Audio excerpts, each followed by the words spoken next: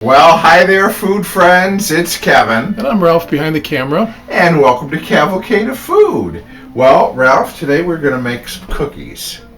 And I think what we're going to do is we're going to make something kind of old-fashioned. We are going to make a ginger molasses cookie. Ooh, we've been wanting to make those for a while. We have. And I happen to have a lot of molasses on hand, which was sort of the inspiration to finally do this. So we're going to start with creaming our shortening, which you can use butter or margarine. I've got 2 sticks here, and I'm going to add 1 cup of just regular sugar and 1 egg. We've got the egg at room temperature, right, which is always what we like to do when we bake. And we're going to cream this together in the mixer. So we talk about creaming, and really what that is to thoroughly mix your fat and your sugar together until it's nice and fluffy or creamy looking. And the color of your mixer. Exactly. So, and this is a pretty, if you have a more stronger mixer like this, it really doesn't take too long. You see what's happening? See how it's getting nice and fluffed up? Okay. I'll let it go for another minute. Then over here, what I've got 2 cups of molasses, and then I've got 2 tablespoons of white vinegar. So what I'm going to do now is we're pretty much creamed up here. So we've got our cream mixture here. I'm going to put in the molasses. I'm using one of these handy cups that make it easy. It's going on the side. Is it? Yeah, get it quick. It's going down the side. Oh, it sure is. Okay, here we go. Good thing for me, molasses is slow. All right. Slow as molasses, as the saying goes. But yeah, look at how dark that is. Yeah, it's really dark. So molasses is like a dark sugar? Yeah, it's a byproduct of making sugar. And it's cooked a long time. All right, so we've got our 2 cups of molasses here, and then I'm going to put in our 2 tablespoons of vinegar, and we're going to mix that in. So we'll kind of let that do its thing. In the meantime, let's come on over here to our dry ingredients. I've got 7 cups of flour here. Wow. Okay, so this is going to make quite a few cookies. And you can put as much as 8. A lot depends on when we add the flour to the wet ingredients. We'll see how the batter is, consistency. Usually 7 cups should do it. Sometimes I might need to put in a little more. All right, well, we can't have ginger molasses cookies without ginger. So this is 2 tablespoons of ground ginger. And I know that sounds like a lot, but we want a nice, strong, gingery kind of flavor. I've got 1 teaspoon here of cinnamon, and then I've got 3/4 of a teaspoon of salt. All right, and I'm going to just kind of mix this together. I don't have a sifter, a really big sifter, so what I'm going to do is I'm using a whisk just to kind of blend all those ingredients together. And what do you know? It's not getting all over the place. There's a first time for everything. Oh, maybe I spoke too soon. Okay. I'm going to come back over here. Look what's happening here now. Let me do a scrape down. You can smell it. Can you smell it? Yeah, that molasses really has that wonderful, deep, sugary, buttery smell. It's got a very distinct aroma. So some people make molasses cookies, some people make ginger cookies, but you're doing a combination of the 2? Well, yeah, it's really a molasses cookie that's sort of heavy on the ginger. I like the ones we get from the Amish store where they're kind of soft. Are these going to be like that? Well, we'll see. I don't know. Depends on how they come out. So they'll be good. I'll tell you that. Yeah. Got all the right stuff. So I'm going to finish incorporating the molasses and vinegar in here, and I got to get a cup of boiling water going because The next thing we're going to do is we're going to add our dry ingredients to our wet ingredients alternately with a cup of boiling water and 4 teaspoons of baking soda. Okay, that'll give our cookies the rise. I'm going to put a cup of boiling water here in the measuring cup, and then again I've got 4 teaspoons of baking soda. Whoa. How about that? Is it like a little science experiment? Yes. Okay, so we're going to mix that in there. Okay. Now what I'm going to do is I'm going to alternate our dry ingredients and our baking soda water. Yeah. So let me start by putting a couple of scoops of our dry. Then we're going to put a little bit of this. I'm going to keep on going, and I'm going to pray it all fits in this bowl. It's the largest one I have. In the mixing bowl, you mean? Yeah. So, molasses cookies are one of those real standards. Thank you so much. Good. Are one of those real kind of old-fashioned standard cookies that... Yeah, they bring back a lot of old-timey memories. They do.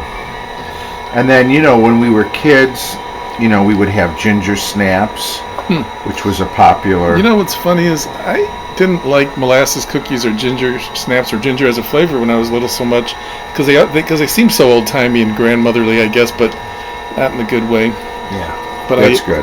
But I really love, as I've gotten older, I think a lot of people too have kind of loved the nostalgia of it. Plus, your tastes change, they say, as you get older. So it's true. But I really love a nice, soft, warm molasses or ginger cookie that, like I said, that we've had before and come to really appreciate them.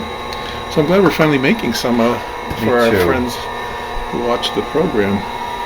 We're going to put a little bit more in. Okay, Ralph, thank you for helping. Let's put a little splash of that in. Good.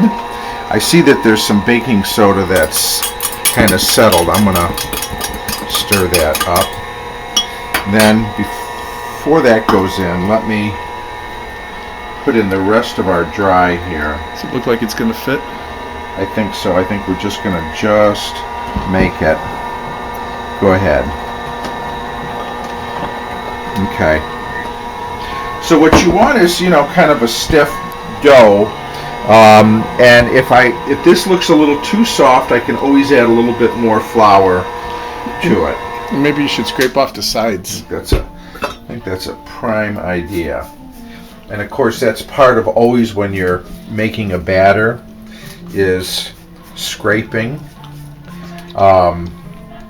just to make sure that everything gets nice and incorporated in.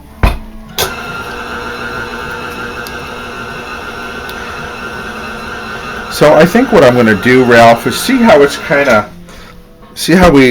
not quite, it needs to be a little stiffer than that. Stiffer, okay. Yeah.